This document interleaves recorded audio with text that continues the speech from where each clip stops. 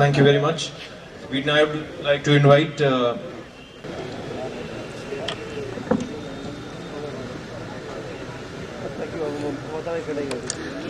असीम सौंदर्य और पवित्रता की प्रतीक इस गुलाबी नगरी को नमन करती हूँ। राजस्थान विश्वविद्यालय की वैदिप्यमान प्रतिष्ठा और उसमें आप सबकी शिक्षा के प्रति निष्ठा को नमन करती हूँ। वह वटवृक्ष जिसकी छांव में यह विश्वविद्यालय परिवार फल फूल रहा है, ऐसे कृतज्ञता अभिभूत और जीवन सौंदर्य के पारखी माननीय कुलपति महोदय को नमन करती हूँ। जग से इसे सींचने वाले विद्वत शिक्षक समाज को नमन करती हूँ। राजस्थान विश्वविद्यालय की वैभवशाली परंपरा और गौरवशाली इतिहास और उसमें जन्मी आप सबकी सुनहरे भविष्य की उत्साहित और अनुशासित प्यास को नमन करते हुए नमन करती हूँ उस परम पिता परमेश्वर को जो मुझ में वक्ता बनकर बोल रहा है, आप में श्रोता बनकर सुन रहा है और इस पंडाल के कण कण में विद्यमान होकर इस परम अनुष्ठान को साकार मंचस्थ विद्वत समाज और देश के छलनी हुए जिगर को मरहम लगाने की एकमात्र आशा स्थल। प्यारे साथियों, मुझे बहुत प्रसन्नता है कि मुझे आज ऐसे लोगों के बीच व्याख्यान का अवसर मिला है जो उस मोड़ पर खड़े हैं जहां से उन्हें जीवन संग्राम में कूदना है। अभी आपके सामने बहुत सारी चुनौतियां और संघर्ष है। ऐसा नहीं है कि आरएस बनने के बाद मेरे संघर्ष और चुनौतियां खत्म हो गए हैं, बल्कि वो तो अभी शुरू हुए हैं, लेकिन उनसे लोहा लिए बिना हम आगे नहीं बढ़ सकते हैं। साथियों, मुझे नहीं लगता कि मैं अपने इन स्नातक अनुजों को कोई मार्गदर्शन दे सकती हूँ या आप में किसी अभूतपूर्व ऊर्जा का संचार कर सकती हूँ, क्योंकि मैं भी आप ही की तरह एक जिज्ञासु विद्यार्थी रही हूँ और पिछले कुछ वर्षों में वही सामने आप ही की तरफ बैठा करती थी जहां आज आप जगमग तारों की तरह इस परिसर को रोशन कर रहे हैं।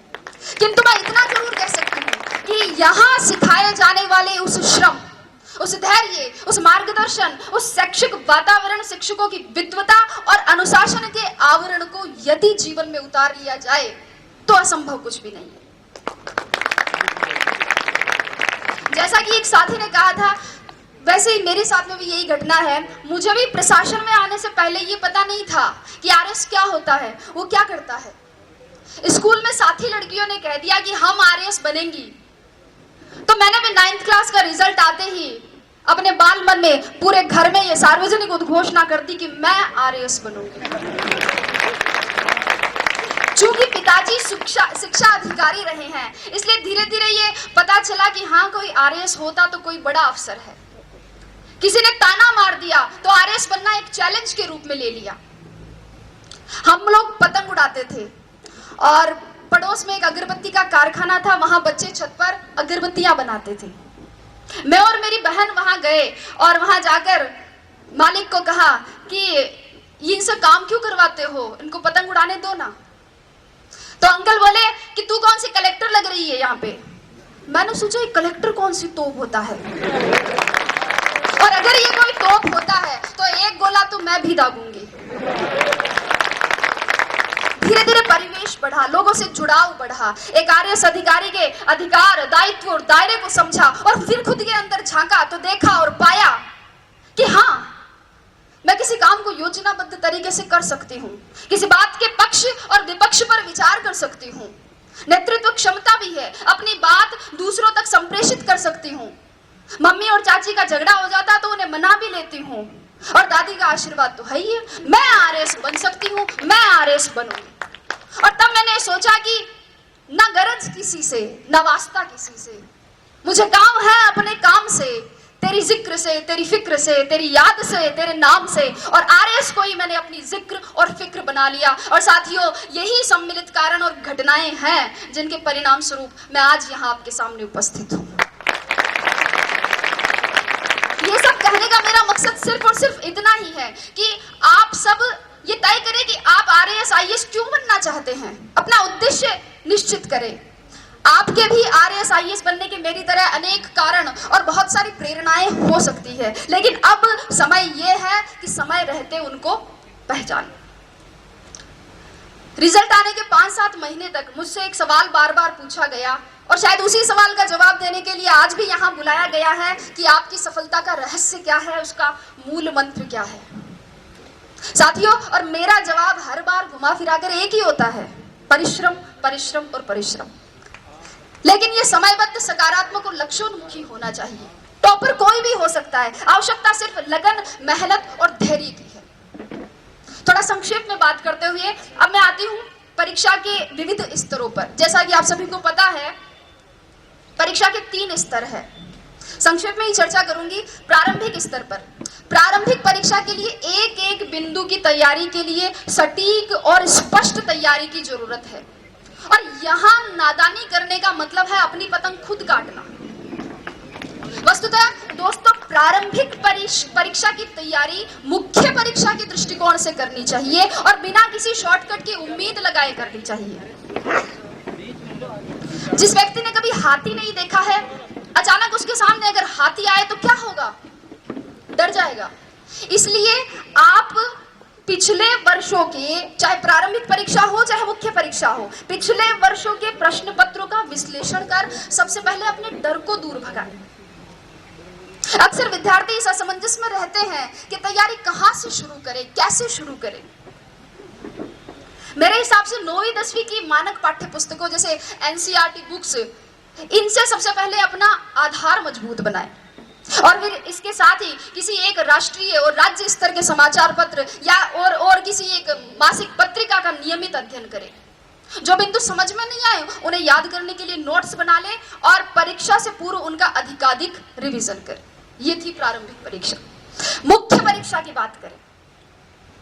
मुख्य परीक्षा वास्तव में इस परीक्षा का निर्णायक चरण है, जिसका इस परीक्षा में 88% योगदान है। और यहाँ ध्यान दीजिएगा, यहाँ उत्तर की कसावट और उसका सर्वोत्तम प्रस्तुतिकरण ही कामयाबी का मूल मंत्र है। मुख्य परीक्षा से पहले इन प्रश्नों पर विचार करें कि परीक्षा का पाठ्यक्रम किस प्रकार का है, पैटर्न किस तरीके का है, सवाल पूछे जाने का ट्रेंड क्या रहा है, मानक पाठ्य सामग्री कहां से और कैसे मिलेगी, उत्तर लेखन के लिए रणनीति और समय प्रबंधन कैसे करना है, पूर्व में सफल रहे अभ्यर्थियों की क्या रणनीति रही है, कितनी मेहनत जरूरी है, कितनी मूवीज और पार्टियों में नहीं जाना है, कितनी गप्पे एग्जाम के बाद के लिए छोड़नी है, व्हाट्सएप को मोबाइल में कब तक अनइंस्टॉल रखना है। इन सभी प्रश्नों के सवाल आप खुद खोजें और अगर नहीं मिले तो आप कुलपति महोदय को धन्यवाद दें कि उन्होंने इसका समाधान करवा दिया। दोस्तों, वास्तव में प्रत्येक अभ्यर्थी, प्रत्येक विद्यार्थी के पढ़ने का तरीका, उसके सोच की गहराई, पारिवारिक परिस्थितियां और समय की उपलब्धता अलग अलग होती है। अगर आप इन सवालों के जवाब खोज लेते हैं तो आपकी आधी समस्या का समाधान हो जाएगा। अब बात करती हूँ साक्षात्कार की। जैसे कि पुष्पा जी ने कहा था कि साक्षात्कार आपके ज्ञान का नहीं अपितु आपके व्यक्तित्व का परीक्षण है। साक्षात्कार में सामान्यतः एक अभ्यर्थी की मानसिक सजगता, ध्यान दीजिएगा, मानसिक सजगता, समीक्षात्मक दृष्टिकोण, नेतृत्व, निर्णय क्षमता, रुचि की विविधता, सामाजिक संगठन की योग्यता, बौद्धिक और नैतिक ईमानदारी और इसके अलावा आसपास की घटनाओं में, आसपास की परिवेश में घटित हो रही घटनाओं में अभिरुचि और दृष्टिकोण की गहन जांच होती है। सभी प्रश्नों का उत्तर देना एक अच्छे साक्षात्कार का प्रतीक नहीं है और कुछ प्रश्नों का उत्तर न देना साक्षात्कार के बिगड़ने का परिचायक भी नहीं है। वस्तुतः ये तो सामने आ रही आपकी अवधारणाओं और आपके हाव भाव पर आधारित है। महत्वपूर्ण ये नहीं कि कितने प्रश्नों का उत्तर दिया, अपितु ये है कि उत्तर किस प्रकार दिया। अक्सर विद्यार्थी मुझसे पूछते हैं कि मैडम साक्षात्कार के लिए कक्ष में जाने से पूर्व क्या करें, दरवाजा खोल के अनुमति कैसे मांगे, हिंदी में मांगे, अंग्रेजी में मांगे, कुर्सी पर उनके कहने पर बैठे कि खुद बैठ जाए, बैठते वक्त हाथ टेबल पर रखे, पांव पर रखे, सिर पर रखे, कहाँ रखे। लड़के पूछते हैं कि मैडम टाई लगाए, टाई के साथ कोट भी पहने, क्या शेविंग करें या नहीं करें। और लड़कियां भी पूछती है कि साड़ी पहने, सूट पहने तो मैचिंग का ब्लाउज पहने, क्या मैचिंग की nail polish, sandal, earrings, purse, bangles, blah blah blah. लेकिन अगर चर्चा करें तो ये एक ऐसा विषय है जिस पर पूरा दिन खर्च किया जा सकता है। लेकिन अगर मेरी माने, संक्षेप में मेरी माने, तो आप तो बस, अगर आपको लगता है कि आपकी तैयारी अच्छी है, आपकी विषय पर पकड़ है, आपने जो अपने हिसाब से कपड़े पहने हैं उनमें आप सुविधाजनक महसूस कर रहे हैं और उनसे आपके शरीर का आत्मविश्वास झलक रहा है, अगर आपको लगे कि आपने अपने माता पिता का आशीर्वाद ले लिया है, ईश्वर में आपकी आस्था है और दादी और नानी ने कह दिया कि जा बेटा कलेक्टर बन के ही आई, तो आप तो बस दरवाजा खोलिए और मुस्कुराते हुए अंदर घुस जाइए। अभी आपका बायोडेटा देखा जा रहा है। एक प्रश्न आपकी हॉबी से, अगला ग्रेजुएशन के विषय से, अगला करंट नॉलेज से और क्रमशः प्रश्नों का सिलसिला। और अगर आपने अंत तक अपनी संप्रेषणीयता, अपनी समझ, अपनी ग्रहणशीलता, अपने नेतृत्व को बनाए रखा, अपने आत्मविश्वास को बनाए रखा है, तो आप उसी तरह मुस्कुराते हुए बाहर आकर भेरू जी, भोमिया जी, पित्तर जी, जिनको भी आपने याद किया था, उनको धन्यवाद दे सकते हैं। और अगर कोई साथी चाहे तो खोले के हनुमान जी में सवामणि की तैयारी भी कर सकता है, क्योंकि मैं ये